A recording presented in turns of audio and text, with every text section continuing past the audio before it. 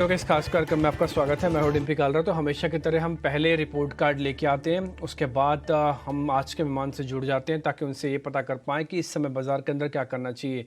आज इंडाइसिस के तौर पर एक डल डे है। हमने सुबह भी आपको बताया था कि मार्केट ने एक अच्छा काम किया, सपोर्ट बचा रखा है, लेकिन एक बुरा काम भी किया हुआ है। वो है कि रेजिस्टेंस को पार नहीं कर रहा। पिछला हफ्ता भी अगर आप देखें तो इंडाइसिस एक रेंज में कारोबार हो गया और एक एक्सटेंशन है इस पूरे हफ्ते का। और फिर से आज दूसरा डे है जब मार्केट ने 19,600-500 की रेंज ब्रेक नहीं की और ऊपर जाके 850 भी ब्रेक नहीं कर रहा। Same with bank Nifty. Bank Nifty के पास भी 45,500 300 की पक्की सपोर्ट एरिया है और ऊपर जाते समय 45,800 से 46,000 बाजार पार ही नहीं कर पा रहा है। तो कुल मिला के मार्केट के अंदर एक बहुत छोटे दायरे के अंदर ट्रेड हो रहा है। अगर सुबह आप निफ्टी तेज़ी में भी देख पा रहे थे तब भी वो 60 ही पॉइंट था। अगर मैं तेज़ी और मंदी दोनों को भी जोड़ दूँ ना तो ये 45-46,000 का इंडेक्स मात्र और मात्र 150 पॉइंट के अंदर आज ट्रेड कर रहा है। और अगर मैं निफ्टी का ओपनिंग और क्लोजिंग यानी कि ऊपर और नीचे दोनों को जोड़ दूं मैं, तो आपको सिर्फ 50 पॉइंट के दायरे के अंदर निफ्टी भी ट्रेड करता दिखेगा। थोड़ा और बड़ा करेंगे तो 60 पॉइंट बन जाएंगे बस। इंडिया विक्स के अंदर भी कोई खास हलचल है नहीं, ये अपने मल्टी ईयर लो के आसपास कामकाज कर रहा है। खैर, हम पहले रिपोर्ट कार्ड आपको दिखाते हैं, 5 बड़ी बातें दिखाते हैं और उसके बाद फिर आज के मार्केट से मेहमान से कनेक्ट हो जाएंगे।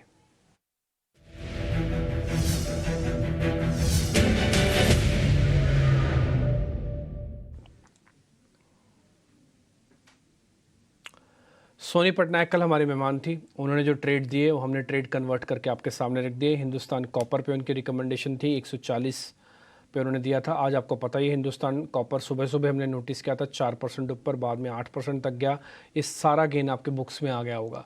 एस्ट्रॉल करीब यहाँ पे 1993 का टारगेट बाय रेट था और करीब 2% का गेन यहाँ पे एस्ट्रॉल लिमिटेड के अंदर। बालकृष्ण इंडस्ट्रीज़ के अंदर भी करीब 1% का गेन आपको आया होगा।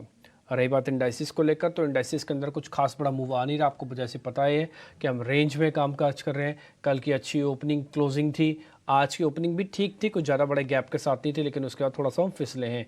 तो कल जितना आप गेन कर रहे थे उसका ऑलमोस्ट 20-30% गेन तो आपने वैसे भी इरोड कर दिया। तो आप रेंज में ही हो, रेंज के अंदर इंडेक्स के अंदर आप कामकाज कर रहे हैं। खैर, हम आगे बढ़ते हैं। ध्वनि पटेल से जुड़ने का समय आ गया, उनसे ज़रा समझते हैं क्या करना चाहिए निफ्टी पे। एक एक करके लेंगे, फिर आज एक मैनेजमेंट भी होंगी ईज माई ट्रिप की, उनकी मैनेजमेंट से भी बातचीत करके जरा बिजनेस एक्सपेंशन के बारे में उनसे पता करेंगे। ध्वनि, शुक्रिया समय देने के लिए। पहले जरा इंडेक्स पे निफ्टी पे बताइए क्या करना चाहिए। जी बिल्कुल डिम्पी, गुड आफ्टरनून। और सबसे पहले यहाँ पे निफ्टी की अगर हम बात करते हैं तो निफ्टी में डेफिनेटली जैसे कि आपने कहा, ओवरऑल यहाँ पे एक रेंज ब्रेकआउट हमें देखने को नहीं मिल रही है। बट 30 मिनट्स के चार्ट को यहाँ पे मैं एक हाईलाइट करना चाहूंगी, क्योंकि 30 मिनट्स पे अगर हम देख रहे हैं तो निफ्टी एक डाउनवर्ड स्लोपिंग चैनल बना रही है। इसके अंदर मोमेंटम जो है वो बहुत ही कंसोलिडेटेड मोमेंटम है। ऊपर की तरफ हम जो यहाँ पर है वो 19,850 का जो लेवल है वो ब्रेक नहीं कर रहे हैं। बॉटम साइड में भी नीचे यहाँ पे जो नेक्स्ट चैनल का बॉटम आता है तो हमें मिलता है 19,520। सो करंट लेवल से यहाँ पे निफ्टी के अंदर कोई भी स्ट्रेंथ जो वो है वो 19,850 के ऊपर क्रॉस करने पे दिखाई देगी, जो यहाँ पे ओवरऑल मिसिंग है। तो यहाँ पे निफ्टी में शॉर्ट साइड के जो लेवल्स है वो 19,520 तक के एक्सटेंड होते हैं। स्टॉप लॉस जो है वो आइडियली 19,850 पे रख के चलना चाहिए। ओके, ठीक है। तो आप ये भी कह रहे हैं कि बड़ा मूव तो आएगा 19,850 के आसपास, उसके ऊपर। इनफैक्ट अभी 78 पॉइंट के प्रीमियम के साथ हम थोड़ा निफ्टी ट्रेड कर रहे हैं, रेंज में कारोबार हो रहा है। अगर आपको ऐसा लगता है कि मेरे को ट्रेड ही नहीं करना, छोड़ दीजिए, अवॉइड द ट्रेड। कई बार ऐसा मौके आते हैं जब इंडाइसिस आपको मौका ही नहीं देगा ट्रेड करने का, तो आपको कोई अपना पैसे को क्यों पार्क करना जहाँ से कुछ मिलना ही नहीं है। तो अवॉइड करना चाहें तो अवॉइड भी कर सकते हैं। आपको रेंज जो अभी ध्वनि ने बताया है लेवल्स, वो आप उस लेवल के हिसाब से चलना चाहें वो लेवल्स भी चल सकते हैं आप। लेकिन कुल मिला के लबलब बात यह है कि जब तक रेंज का ब्रेकआउट नहीं होगा या ब्रेक डाउन नहीं होगा तब तक मार्केट एक बड़ा मूव नहीं देगा। आप कभी भी पैसा लगाइए ना तो उसका रिस्क रिवॉर्ड कितने समय में मिलेगा ये भी चेक करना चाहिए। ये तो ठीक है कि हमको कितना रिस्क मिल रहा है, कितना रिवॉर्ड मिल रहा है, लेकिन ये कितने समय में मिल सकता है वहीं पे। जैसे ब्रेकआउट होने जा रहा हो तब उसके अंदर जाना चाहिए। एक फंसे हुए शेयर के अंदर क्यों फंसना, हो तो 6 महीने के लिए फंस भी सकता है, 1 साल के लिए फंस सकता है, 10 साल के लिए फंस सकता है। ठीक, खैर इंडाइसिस है, मूवमेंट होता रहेगा। आप अभी तो फिलहाल अवॉइड करके चल सकते हैं। नहीं, बैंक निफ्टी पे क्या किया जाए? जी बिल्कुल डिम्पी, यहाँ पे बैंक निफ्टी का भी अगर हम स्ट्रक्चर देख रहे हैं तो निफ्टी जो है उसका स्ट्रक्चर फॉरवर्ड लुकिंग है as compare to bank Nifty. Nifty में ऑलरेडी हमें 2 स्विंग लोज मिल चुके हैं, जिसकी वजह से हमें चैनल फॉर्मेशन काफी क्लियर दिखाई दे रहा है इंट्राडे 30 मिनट चार्ट पे, जहाँ के बैंक निफ्टी में हमें डबल टॉप्स मिली है, जहां से नीचे की तरफ की चैनल जो है उसकी शुरुआत हुई है। जो नेक्स्ट बॉटम यहाँ पे बैंक निफ्टी के अंदर दिखाई देता है तो 45,240 का लेवल है, वो खास करके ध्यान में रखना रहेगा। उस लेवल के ब्रेक होने पे इसके अंदर हमें फर्दर यहाँ पे एक डाउनफॉल देखने को मिलेगा, जिस जहां पे नेक्स्ट लेवल जो आता है 44,930 का आता है। इसमें काफी इंटरेस्टिंग बात ये भी है 30 मिनट्स पे कि बैंक निफ्टी की जो एक यहाँ पे हम रिट्रेसमेंट ड्रॉ करते हैं जो पहले की अपमूव की, तो पहला स्टॉप हमें जो यहाँ पे मिला था वो 61.8% पे हमें पहली स्विंग लो मिल चुकी है, और जो नेक्स्ट स्विंग लो है जो लेवल जो मैंने बताया वो 78% पे है। ओवरऑल यहाँ पे स्ट्रक्चर वाइज भी अगर बात करते हैं तो डेफिनेटली एक डाउन साइड का स्ट्रक्चर यहाँ पे भी विटनेस्ड है। रेजिस्टेंस लेवल जो यहाँ पे देखने को मिल रहा है तो 44,700 का लेवल यहाँ पे बहुत ही इंपॉर्टेंट प्ले आउट करेगा। ठीक है, अब हम थोड़ा और आगे बढ़ते हैं, फटाफट से ये पता करते हैं कि शेयर्स में क्या किया जाए। तो पहले ताज़ा खरीदारी वाले शेयर्स आपकी स्क्रीन पर आएंगे।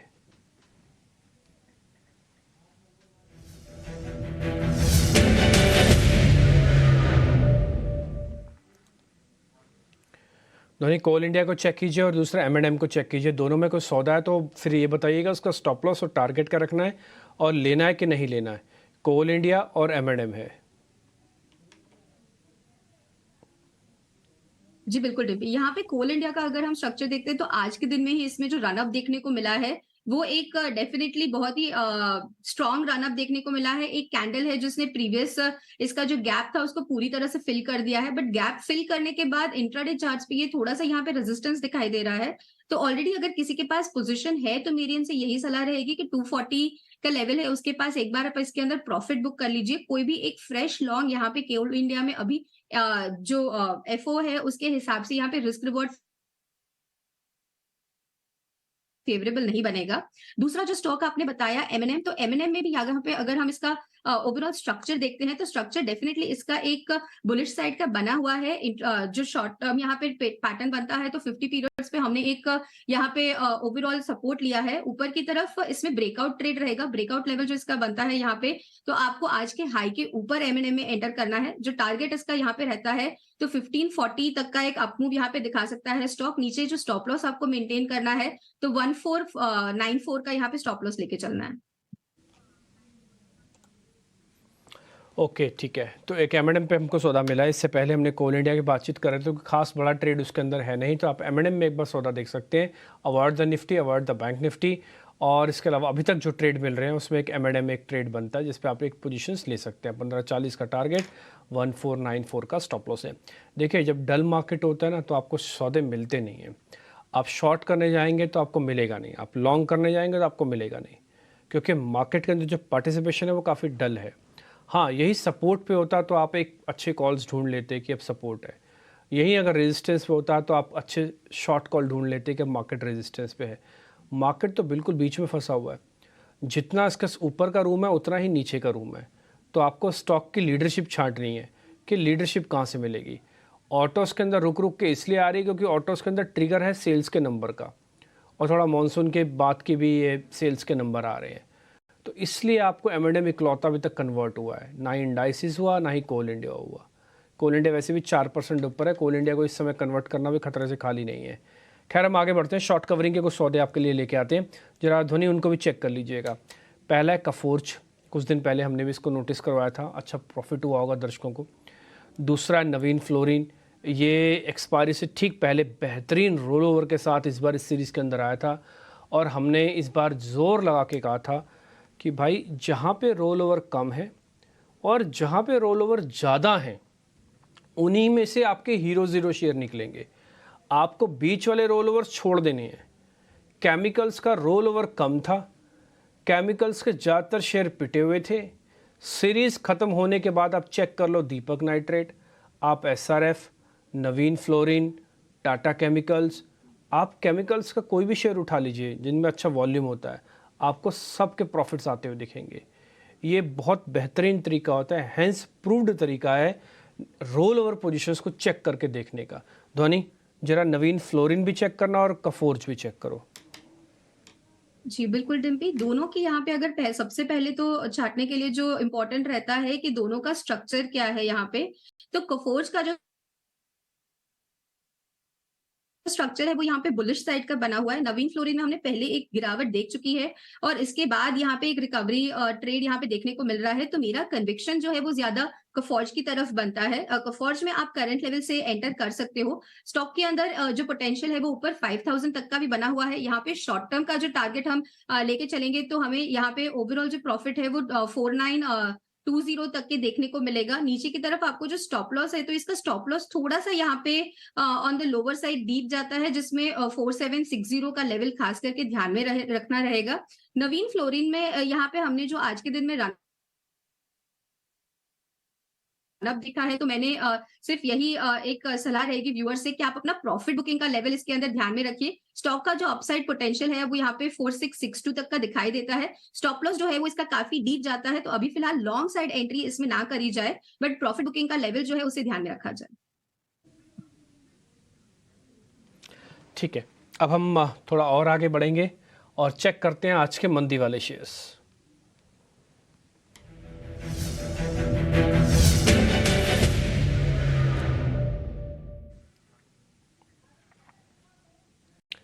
तो आज के जो शॉर्ट कॉल्स हैं ध्वनि, उसमें हमने पहला शेयर ढूंढा है गोदरेज प्रॉपर्टीज़ का। टिपिकली थोड़ा वीक हुआ है, अच्छा रनअप था इसका 1200 से। आपको जब भी इस शो में गोदरेज प्रॉपर्टीज़ याद आता होगा तो हमारी याद ज़रूर आती होगी, क्योंकि गोदरेज प्रॉपर्टीज़ को लेकर शायद जितना इंडोर्समेंट हमने किया होगा किस लेवल पे भर लो ये अच्छा शेयर है, यहाँ से वैल्यू बाय है, शायद इतना तो गोदरेज प्रॉपर्टीज़ वालों ने अपने शेयर के बारे में मार्केटिंग नहीं की होगी।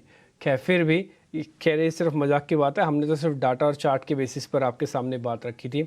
आप इसका ना 6 महीने का दिखाइए चार्ट, आप दिखाइए इसका 1 साल का चार्ट, आपको दिखेगा कैसे 1200 से 1700 पहुंचा हुआ शेयर है।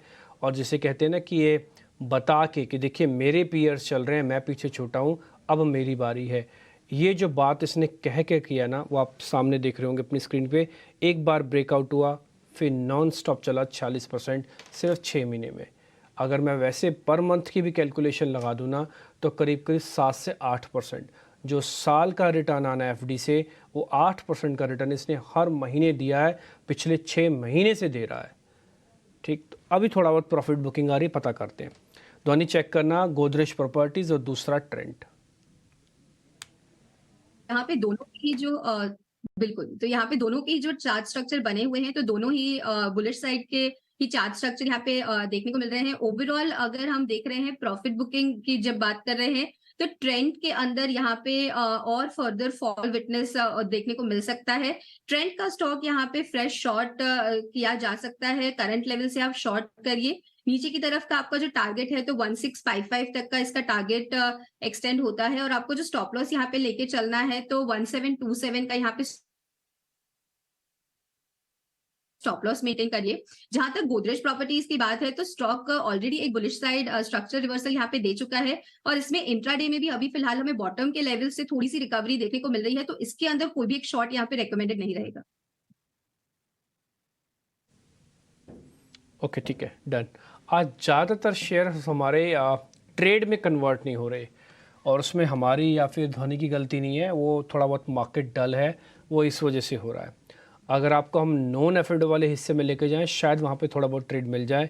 कुछ शेयर ऐसे चले हुए जिनके स्ट्रक्चरली ऐसा लगता ही नहीं कि वो वीक हैं, और कुछ शेयर ऐसे भी हैं जहाँ पे छोटे छोटे मूव मिल रहे हैं। स्टॉप लॉस टारगेट रखते हैं तो काफ़ी छोटे बनेंगे। अब क्योंकि आप एक मेगा रन देख के आए हो 20% 30% तो 2% कमाने की या 4% पर डे कमाने की आदत कईयों की छूट चुकी है, क्योंकि मार्केट पहले ऐसे ही देता था 2 से 4%, क्योंकि स्विंग बड़े होने लगे तो 10% कमाने लगे, तो लोगों की धीरे धीरे आदत भी कम हुई। ये आदत फिर से डालनी पड़ेगी कम से कम कुछ दिनों के लिए, और तो उसके बाद जब बड़ा मूव आएगा तब देखेंगे ऊपर और नीचे की तरफ कहाँ से आता है। फिलहाल तो छोटे स्टॉप लॉसेस छोटे टारगेट के साथ ये 2-4 ट्रेड ही हैं जो हम आपके सामने आज आइडेंटिफाई कर रहे हैं। आज हमें भी थोड़ा अजीब लग रहा है कि सौदे हम आपके सामने थोड़ा कम रख पा रहे हैं।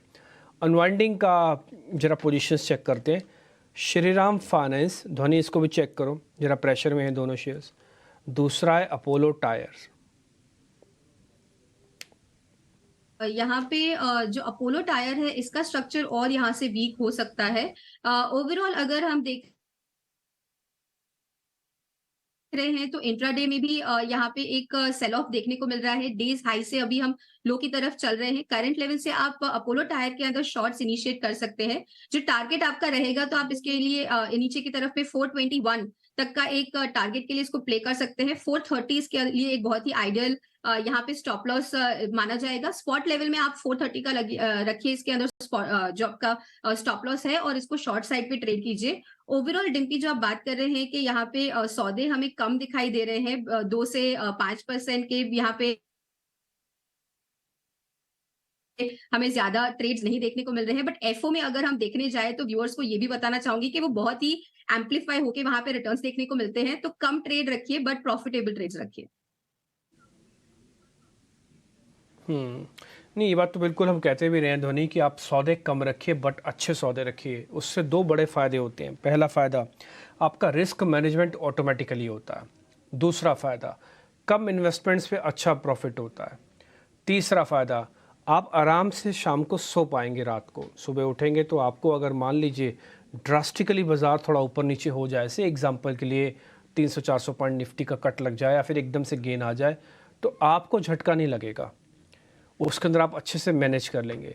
इसलिए कम ट्रेड बट अच्छे ट्रेड होना बहुत ज़रूरी है। 10 शेयरों से भी उतने पैसे कमाए जा सकते हैं जितने 2 शेयरों से पैसे कमाए जा सकते हैं, क्योंकि 10 की प्रोबेबिलिटी हिट होने की उतनी नहीं है जितनी 2 शेयरों की प्रोबेबिलिटी हिट होने की पूरी है। मान लीजिए 2 से मैंने 10% कमाया तो मेरा प्रॉफिट हुआ 20%, और मैंने 10 शेयरों से अगर 2% कमाया तब जाके 20% पड़ेगा जब 10 के 10 ठीक होंगे। नहीं तो उसमें अगर 2 भी प्रोबेबिलिटी या 3 प्रोबेबिलिटी भी खराब होगी तो खराब हो जाएगा। इसलिए ये पूरा गेम ना नंबर्स और साइकोलॉजी का है। आपको भाव और भावना, जो मैं कई बार बोलता हूँ मार्केट के अंदर, एक तो भाव होते हैं जहाँ से आप एंट्री और एग्जिट करते हो, दूसरा भावनाएं होते हैं जिसको साइकोलॉजिकली इसको आपको कंट्रोल करना पड़ता है। आगे बढ़ते हैं जरा ध्वनि, अपनी ट्रेडिंग कॉल्स बता दीजिए। जी बिल्कुल डिम्पी, मेरी तरफ से 2 स्टॉक कॉल्स रहेंगे और एक ऑप्शन कॉल रहेगा। जो स्टॉक कॉल्स है उसमें मेरा सेल का फर्स्ट कॉल है, जिसमें इंडसइंड बैंक है, उसका स्ट्रक्चर यहाँ पे ओवरऑल वीक बना हुआ है। उसे आपको करंट लेवल से सेल करना है। नीचे की तरफ का जो टारगेट यहाँ पे रहेगा, तो फर्स्ट टारगेट आपका 1395 का रहेगा। उसके बाद आप अभी फिलहाल स्टॉक ने एक और फॉल दिखाया तो 1385 तक का टारगेट भी इसके अंदर अचीवेबल है। स्टॉप लॉस को हम मेंटेन करेंगे जहाँ पे 1420 का लेवल रहेगा। दूसरा स्टॉक जो है वो आईआरसीटीसी का है। आईआरसीटीसी का जो स्ट्रक्चर बना हुआ है उसके हिसाब से यहाँ पे एक बाय कॉल इनिशिएट होती है। करंट लेवल से आपको इसके अंदर एंटर करना है। 650 के ऊपर भी जब स्टॉक मूव करता है तो इसके अंदर फ्रेश एंट्रीज ली जा सकती है। इसका जो स्टॉप लॉस आपको नीचे की तरफ में मेंटेन करना है तो 638.50 का रखना है। टारगेट जो है वो 665 और 670 तक एक्सटेंड होता है। और जो ऑप्शन कॉल है वो यहाँ पे वोल्टास में होता है। वोल्टास का ओवरऑल अगर हम स्ट्रक्चर देख रहे हैं तो स्टॉक ने नीचे की तरफ बॉटम बनाया है, जहां से हमें वापस से एक रिबाउंड देखने को मिल रहा है। तो 800 का कॉल ऑप्शन जो है वोल्टास का, वो आपको बाय करना है। इसका टारगेट 40 से लेके 43 तक का एक्सटेंड होता है, और स्टॉप लॉस जो है वो 25 का मेंटेन करना है। ओके ठीक है, एक मिनट के लिए जरा वोल्टास की ऑप्शंस की कमाई रखिएगा, ये अच्छे से नोट कर लीजिएगा। वोल्टास स्ट्रेंथ वाला शेयर्स है, और अगर ये 2 दिन में कमाल कर जाएगा, 2 से 3 दिन में, हालांकि आप एक्सपायरी तक रखिएगा लेवल्स के साथ में, लेकिन फिर भी मेरे को ऐसा लगता है कि जो कॉल्स होती है ना, उनमें एक टाइम डिके लगता है। अगर वो शेयर वहीं भी खड़ा रहेगा ना, तब भी वो कॉल्स पुट टूटती जाएंगी। तो इसलिए इस कॉल पे मेरे को थोड़ा इंटरेस्ट ज़्यादा है। 31 रुपये की मिलेगी आपको। आपका 25 रुपये का एक स्टॉप लॉस है। 40 से 43 रुपये का आपका एक टारगेट है। वोल्टास की कॉल है 800 की। अब आपको एक काम करना है, वॉल्यूम कम कर देना है बस। ये एक मेक ब्रेक वाले लेवल पे है। डल मार्केट में भी जब शेयर 2% चल रहा होता है तो अपनी इनहेरेंट स्ट्रेंथ तो बताता है, लेकिन क्या है, strength second day, third day, fourth day भी कंटिन्यू होगी, उसको लेकर कई बार डाउट हो जाता है। इसलिए आप थोड़ा सा वॉल्यूम कम रखिएगा इस वोल्टास वाली कॉल के अंदर। इसके अलावा इंडसइंड बैंक आपने नोटिस कर लिया, एक सेल कॉल है और एक आईआरसीटीसी एक बाय कॉल है। तो ऑटोमेटिकली हेज कॉल्स दी हैं, एक ऑप्शंस का सौदा दिया धोनी ने, और 2-4 ट्रेड हमारे भी यहाँ से पास हुए हैं, ताकि आपका पोर्टफोलियो कल के लिए भी तैयार हो जाए। तो आज के 12 बजे से कल के 12 बजे तक का जितना भी रिटर्न होगा, हम रिपोर्ट कार्ड में हम आपके सामने रखेंगे। धोनी बहुत शुक्रिया, थैंक यू वेरी मच कार्यक्रम में जुड़ने के लिए, बताने के लिए आज के सभी ट्रेड। फिलहाल इस कार्यक्रम से भी इतना ही। नमस्कार।